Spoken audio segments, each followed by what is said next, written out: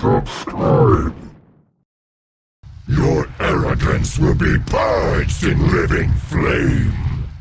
Health pool, damage, hitbox, heroic, Ragnaros, Tldw.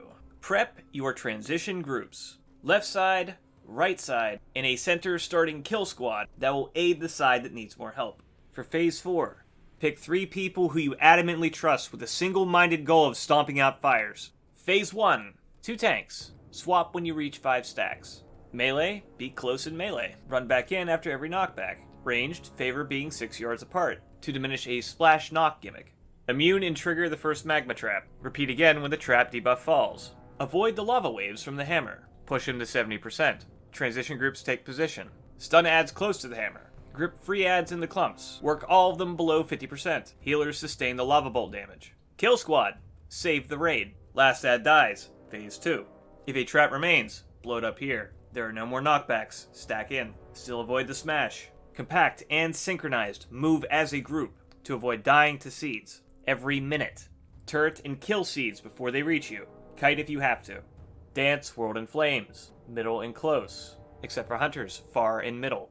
If a trap remains, explode it when it's safe. Push him past 40% during world in flames. Same transition as before. This time, leave one ad alive, at less than 20% health. 2 additional scions exist. Use the extra time to work down the scions. Kite out blazing heat. Clean up the ads. Meteors land. Knock them into the boss. Reposition if you're in danger of making contact with them. Dance the world in flames. Dodge the lava waves. Push him below 10%. Phase 4. Legs for days. Empowered sulfurous. Don't let him melee your tank. Kite or taunt him into entrapping roots. Fire stompers. Click the bubble. Put him out. Every time. All the time. As they come, until there's none. There will be more. Your endless war. Rest of the raid in the breath.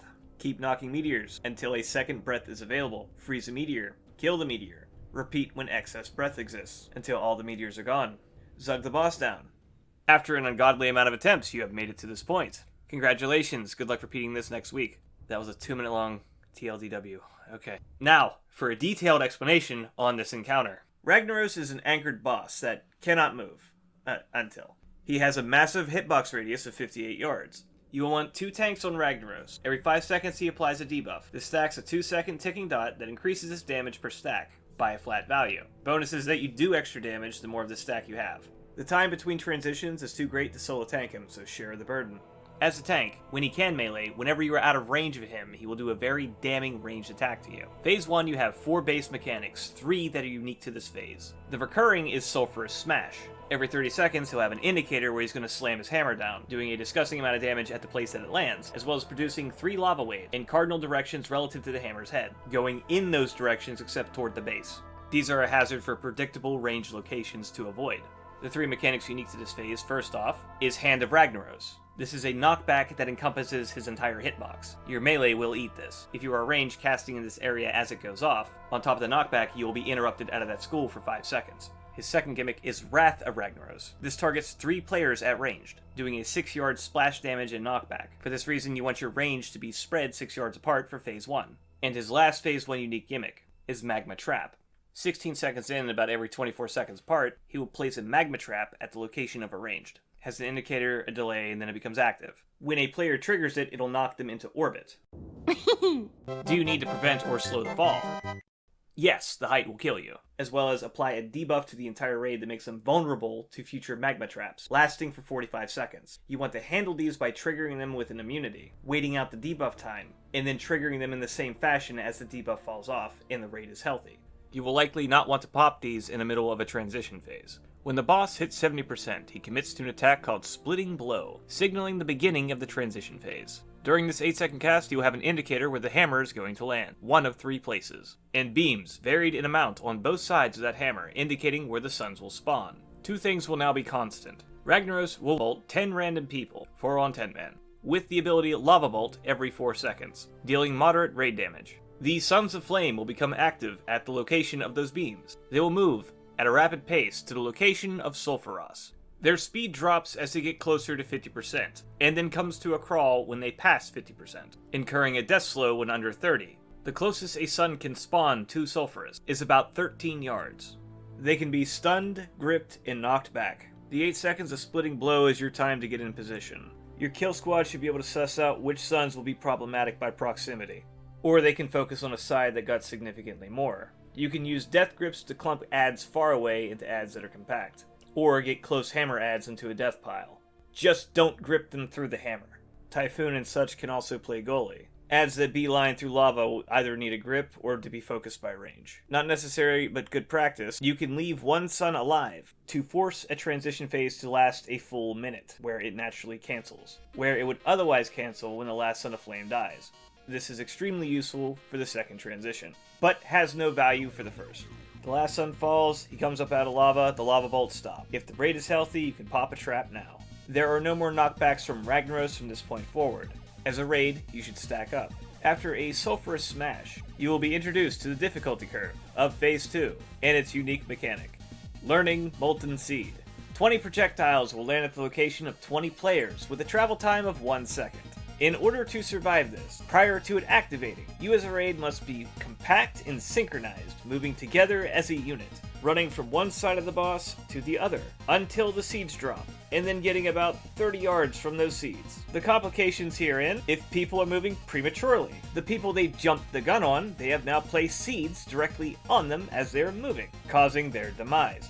The flip side, players with a slow reaction time that didn't move on a call, causing their own demise. After a couple of attempts, where you all collectively get good, and successfully pull off Learning Molten Seed, you will find that the seeds do a massive AoE, where if you're at the range threshold, you will take the smallest amount possible of the damage. Note that it is 20 iterations of this damage, so you still want a raid cooldown for this. As they all blow up, 20 molten elementals will spawn that are immune to CCs, and are buffing each other by being in close proximity to other molten elementals. You want to focus fire these down before they reach you, as the 20 people who have spawned them are the 20 people who are fixated.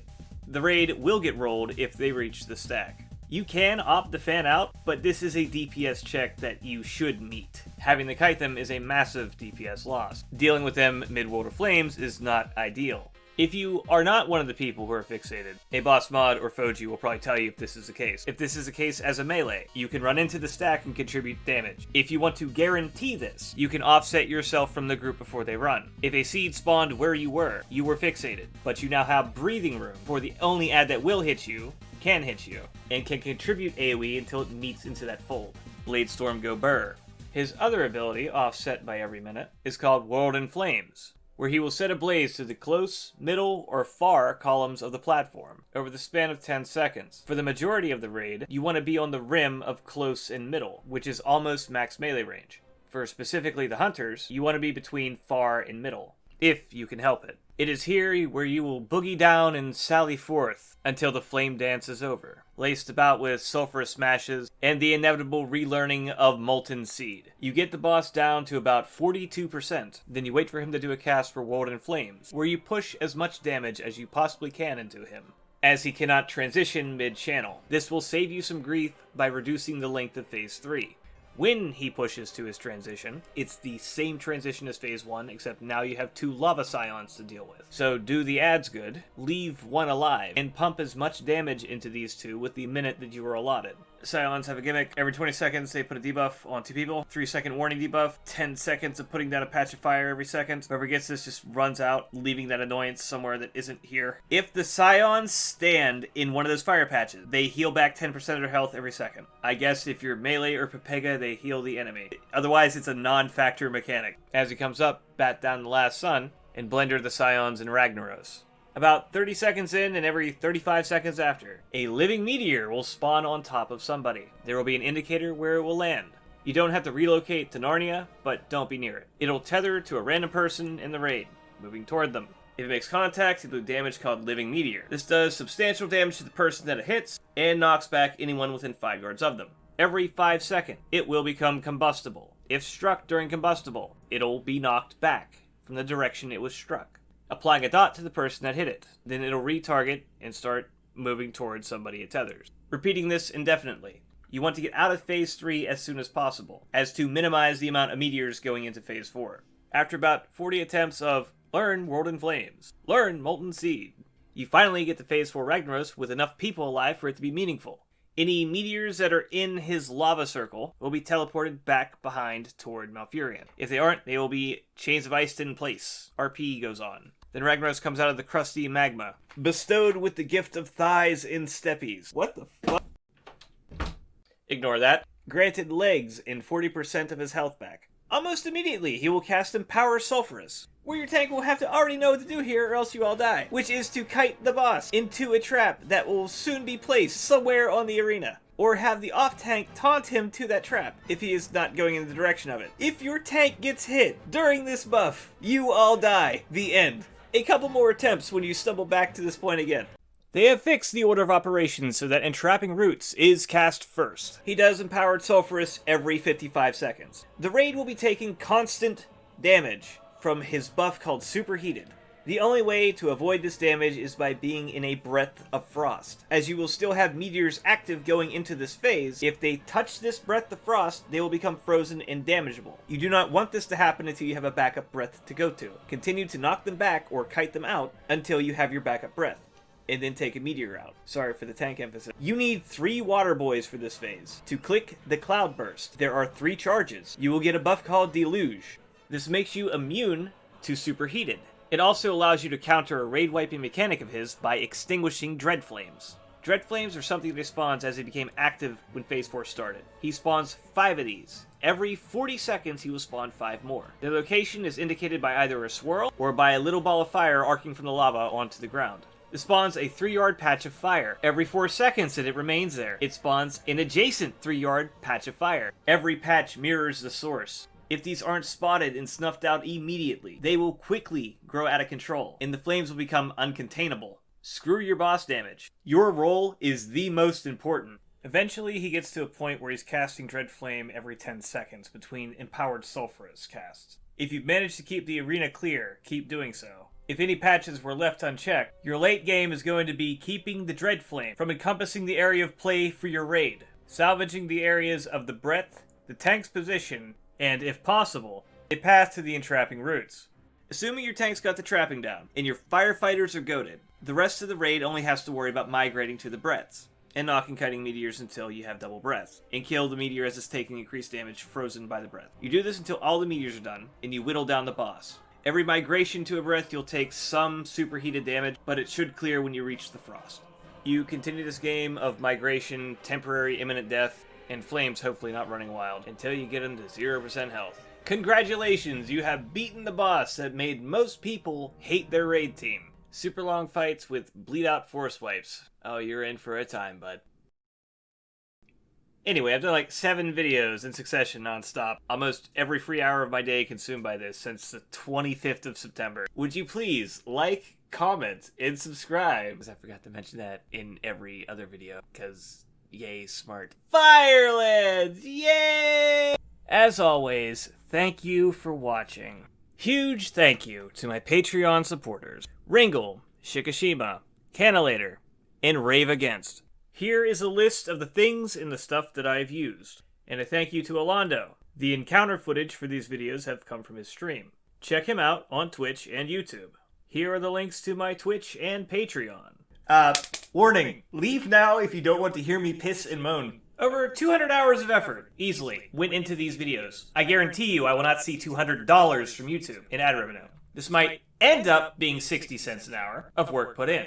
If you're a sponsor, hit me up. Did you like the content? Like, comment, subscribe. I don't hate YouTube, just the getting off the ground stages are soul crushing. And on Twitch, it has horrible metrics for starting. That's enough doomer realism, going back into delusional optimism. Don't know if I will marathon the next raid tier. Depending on how this plays out, we'll see. Though the shitposting has been very entertaining.